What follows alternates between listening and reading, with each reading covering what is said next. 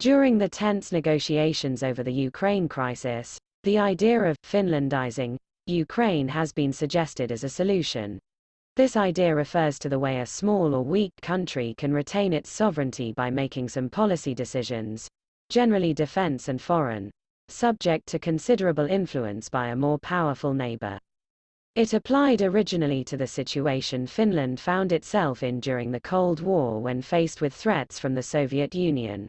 Finland enforced a strict neutrality, remaining outside both NATO and the Warsaw Pact. By these means, it avoided invasion or occupation by Soviet forces. The idea surfaced when the French president, Emmanuel Macron, was reportedly asked by a reporter in Moscow recently whether Finlandization would work for Ukraine. He replied, "Yes, it is one of the options on the table." He has since denied the report. Ukraine has made no secret of its wish to join NATO and the EU, both of which demonstrate its leaning towards the West. If he did indeed suggest Finlandization, Macron and his advisers appear to be proposing that Ukraine would have no choice but to accept Moscow's control of some of its policies.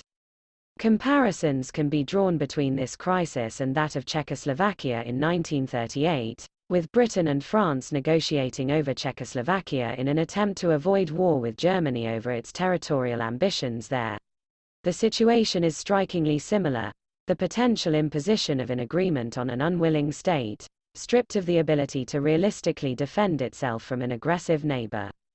The consequences could be similar. What guarantees could be provided by Russia that are acceptable, and more importantly believable, by the West? Unrest by ethnic Russians living in Estonia, Lithuania, Latvia, Poland and Georgia to rejoin the motherland would be an obvious next step to further destabilize NATO and extend the crisis beyond the attention span of the Western public. Accommodation, or appeasement, then becomes the order of the day. The additional implication of such actions is that Ukraine would be further dismembered as regions within it assert independence with Russia's assistance. Bloc party European governments do not want to return to the days of spheres of influence, however large or small. So what does that mean for NATO? Ukraine is a sovereign nation, and under international agreements it can choose to become a member of an organization if it wishes. The Treaty on Friendship, Cooperation, and Partnership between Ukraine and the Russian Federation was signed in 1997.